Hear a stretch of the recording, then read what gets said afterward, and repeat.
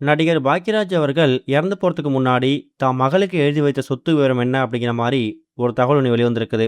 அதோட விவரத்த தான் இந்த வீடியோல பார்க்க போறோம். தமிழ் சினிமாவோட திரைக்கதை திலகம்னு போற்றப்படக்கூடியவர் தான் மறைந்த இயக்குனர் அப்புறம் நடிகர் பாக்யராஜ்.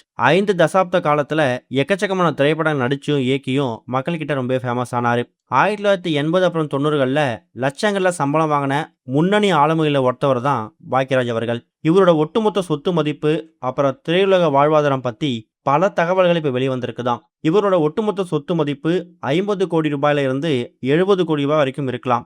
இயக்குனர், திரைக்கதை எழுத்தாளர், வசனகர்த்தா, தயாரிப்பாளர், திரைப்படங்களை தயாரிக்கிறதுன்னு அப்படின்னு சொல்லி எக்கச்சக்கமான விஷயங்கள் மூலியமா அவருக்கு ஊதியங்களும், காலத்தால அழிக்க முடியாத திரைப்படங்களையும் இவர் வருவாயா சம்பாரிச்சிருக்காரு. இவருடைய அசையா சொத்துக்களோட முக்கியமானது சென்னையில இருக்கக்கூடிய அவரோட வீடு தான். சென்னை நகரோட ஒரு இதய பகுதியா இருக்கக்கூடிய நுங்கம்பாக்கத்துல பாக்யராஜ் அவர்களுக்கு சொந்தமா பிரம்மாண்டமான சொகுசு வீடு ஒண்ணு இருக்குதாம். இப்போதைய மார்க்கெட் மதிப்புப்படி அந்த வீட்டோட மதிப்பு கிட்டத்தட்ட 10 கோடி ரூபாய் இருக்கும் அப்படின்னு சொல்லப்பட்டிருக்கு.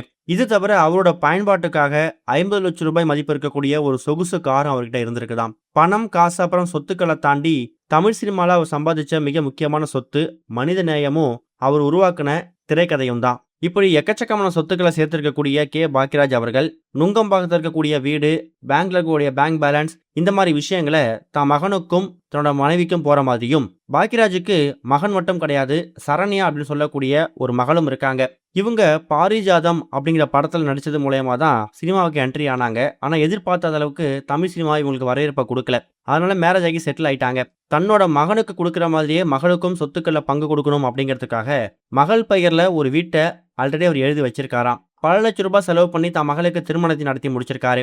மகளுக்காக அவர் கொடுத்துருக்கக்கூடிய அந்த வீட்டோட மதிப்பு பல லட்சம் இருக்கும் அப்படிங்கிற மாதிரியும், அந்த வீட்டில தான் மகள் வசிச்சிட்டு இருக்காங்க, மகள் சரணையா இருக்காங்க அப்படிங்கிறதும் இப்ப உறுதியாயிருக்குது. தான் சம்பாதிச்ச சொத்துக்கள் தனக்கு மட்டும் இல்லாம தன் மகனுக்கும் மகளுக்கும் கொடுக்கறது மட்டும் இல்லாம நிறைய நலத்திட்ட உதவிகளையும் செஞ்சிருக்காரு. இவர் வீட்டுக்கு யாராவது கஷ்டம் அப்படின்னு கேட்டாங்கன்னா அவங்க வெறுங்கையோட போனதா பழக்கமே கிடையாதாம். மனித நேயங்களோட படங்களை இயக்கிறது மட்டும் இல்லாம நிஜ வாழ்க்கையிலையும் மனிதநேயம் உள்ள ஒரு மிகப்பெரிய மனிதரா தான் பாக்யராஜ் அவர்கள் நடந்திருக்காராம். அந்த வகையில மகனுக்கும் மனைவிக்கும் கொடுத்திருக்கக்கூடிய சொத்துக்கள் மாதிரியே மகளுக்கும் ஒரு வீட்டை எப்போ வாங்கி அதை பரிசா அவர் கொடுத்துட்டாரு.